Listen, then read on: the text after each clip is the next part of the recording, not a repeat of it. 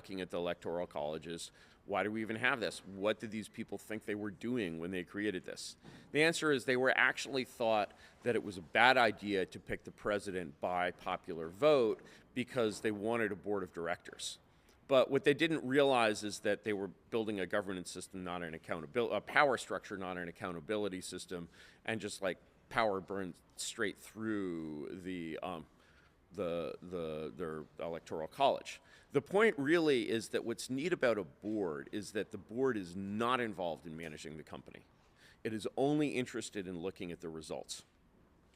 And because of that, it doesn't develop weird attachments to policy. It's not starting to govern. It's not actually turning the company into an oligarchy. And a company that's run by its board is, in the corporate world, is almost by definition a weak or failing company. If the shareholders are involved, you're probably host. So if you could kind of redesign the U.S. government or design it according to your views, I'm wondering what that would look like, because you just kind of made an analogy between corporate structure and the government. And you also said, though, that you think that the government's role is to interpret God's will on earth. Mm-hmm.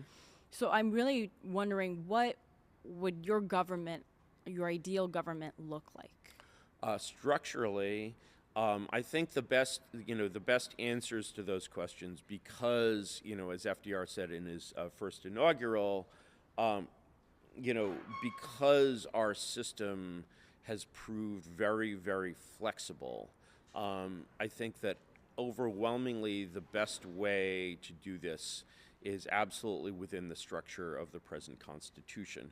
One of the things about the way the Constitution is designed is that its designers evidently, and they did know quite a great deal about practical political science as well as classical political science. So the three branches are kind of intended to represent the powers of oligarchy, monarchy, and democracy. And one of the neat things about the Constitution is that it doesn't specify the precedence of the branches. It sort of leaves it up to the needs of the moment. And so in more stable times, kind of more procedural and more broad-based forums are needed, where when you're in a situation where, like, actually,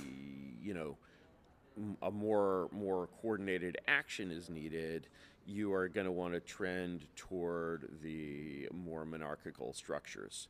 What we see in U.S. history is that about every 75 or 80 years, we have a basically monarchical presidential administration. The three, that I'm referring to here are Washington, Lincoln, and FDR. It's as regular as like the San Andreas Fault or Halley's Comet. So when Halley's Comet comes around again, to sort of give your question the most practical meaning, when Halley's Comet comes around again, basically, what is the form here? And I think it's clearly, the form of essentially, and this is a totally legitimate reading of the Constitution, that the executive has all of the powers of the executive, and the way to hold him accountable, during his term, the way to hold him accountable is either unelect him the next term or impeach him during the term. And essentially that gives Congress the role of being that board of directors and not much other role. You've also said, though, that you don't believe in voting. So how would we hold that executive accountable without voting? It's not that I don't believe in voting. I don't believe in participating with sort of systems of with a kind of systematic falsity. I would say the reason, to not believe in voting, for example, in most presidential elections, this one was obviously perhaps maybe a little different, but the thing is, people speak as if they were electing a king about these presidential elections. They're like, Trump is in power, Biden is in power. Well, Trump is in office, and Trump in his first term was in office. Trump in this term is actually trying to exercise a little bit of power, and it's astounding. It's like trying to pedal a bicycle that's been standing in the rain for 50 years, right? You're just like, does it work at all? Do the wheels turn, right? But he's actually trying to turn the wheels, which is crazy. Nobody's ever seen anything like it, right? And the, as someone said on Twitter the other day, in the last 72 hours, I just realized that the Republican Party has been controlled opposition for my entire life. And so, if there's a certain amount of truth in what you're participating in, yes, that's good, but if you're participating in something that's fundamentally false for the purpose of like feeling good about participating in it, I would say that's actually kind of very meretricious. So it sounds like as long as you understand who you're voting for, you understand what power they actually have, As you long can as go you ahead and understand vote. what you're doing means. If you think that they have a power that they actually don't have, Yeah. then you're actually not doing anything. Sorry, we're shooting left devationists over there. So let me hone in on that really quickly, and we can end on this note. You had a big debate with Chris Rufo about the value of right-wing activism, where you seem to argue in favor of a more passive approach. You also have been dismissive of the effectiveness of popular democracy. And as we just said, it certainly looks like, at least for the moment, like activism is effective.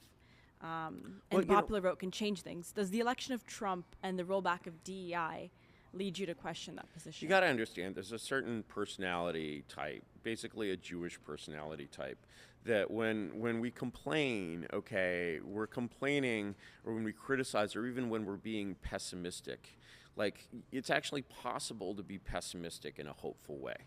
You can be pessimistic about something basically just to express, like, guys, this isn't automatic, right? You know, Are you hopeful about the American as the Republic? coach of a football team, you can basically go in, and not that I'm the coach here or anything, but you can go in and basically be like, guys, you're going to lose. Like, this team is probably going to beat you, and I want to get you to get the best score that you can, but I don't think you're ready for this game. And to go out and win that game then is just this like much better feeling than if you're like the overdog. So in a way, I'm just like, guys, like, I hate the triumphalism. Like, remember that you're like total underdogs, that even if you do, you know, something that feels unimaginably huge, you haven't done anything at all, really. But like, do a small thing, then do a bigger thing, then do. So, you know, I think some would say that, you know, Chris has already won this one, and I don't know, maybe I'll give it to him. Awesome.